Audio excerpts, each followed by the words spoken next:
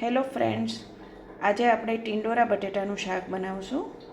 ટિંડોરા બટેટાનું શાક બનાવવા માટે મેં અહીંયા 300 ગ્રામ જેટલા ટિંડોરા લીધા છે અને એક મીડિયમ સાઇઝનું બટેટું સમાર્યું છે.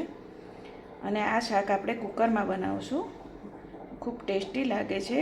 તમને ખબર જ નહીં પડે કે કુકરમાં બન્યું છે કે કઢાઈમાં બન્યું છે. તો ચાલો આપણે ટિંડોરા બટેટાનું શાક બનાવશું.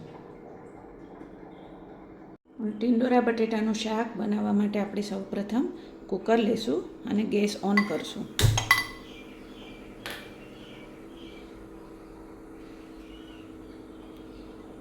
ત્યારબાદ એમાં 1 થી 1.5 સ્પૂન તમારા ઘરમાં જેટલું તેલ ખવાતું હોય એટલું તેલ ખાવાનું. ઓછા તેલમાં થઈ જાય છે કુકરમાં કરીએ એટલે શાક. તેલને આપણે થવા દઈશું.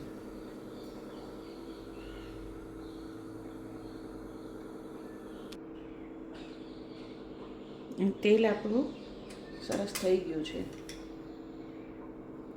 એમાં રાઈ નાખશું.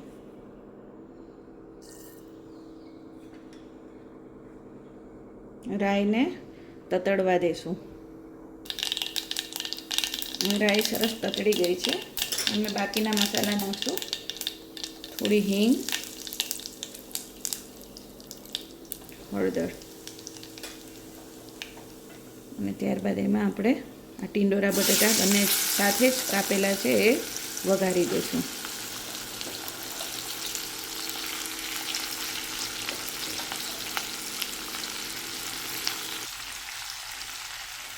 વઘાર કરીએ ત્યારે ગેસ સ્લો કરવાનો.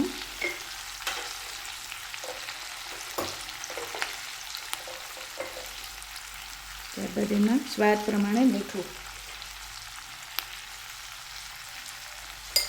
હવે એને સારી રીતે હલાવી લઈશું.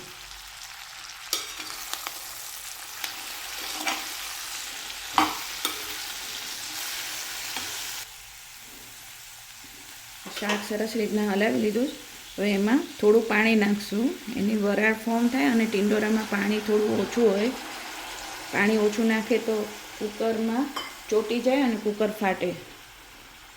હવે થોડું લાલ મરચું પાવડર, તમારા ઘરમાં જેવું તીખું ખાતા હોય એવું,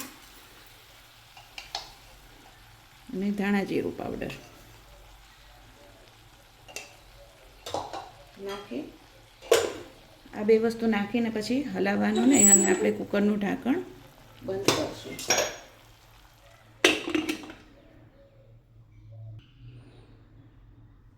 કુકરને 2 થી 3 વિસલ વગાડવા દેવાની.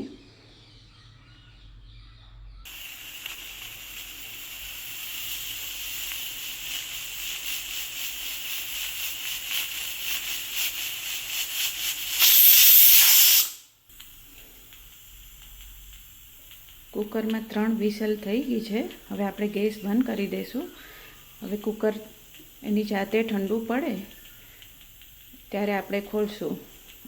કુકરને જબરજસ્તી નહીં ખોલવાનું, કારણ કે એની વરાળ બધી બહાર નીકળી જાય. વરાળથી પણ પાકવા દેવાનું.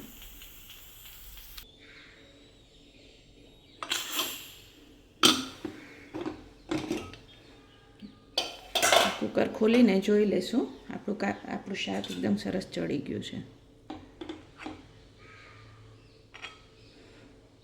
હવે આને હલાવ્યા વગર જ પાણી બાળશું પહેલાં. એટલે ગેસ ઓન કરશું. નીચે થોડું પાણી છે. ગેસ ઓન કરી એને પહેલાં બાળી નાખશું.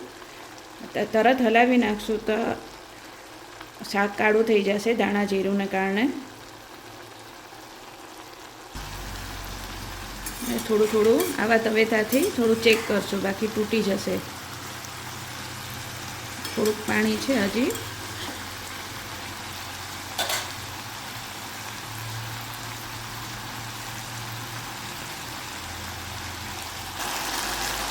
શાક આપણું સરસ તતડી ગયું છે. પાણી બળી જશે એટલે એનો અવાજ બદલાઈ જશે. એમાં થોડી ખાંડ નાખશું. થોડા તલ નાખશું. હવે એને સારી રીતે હલાવી લઈશું.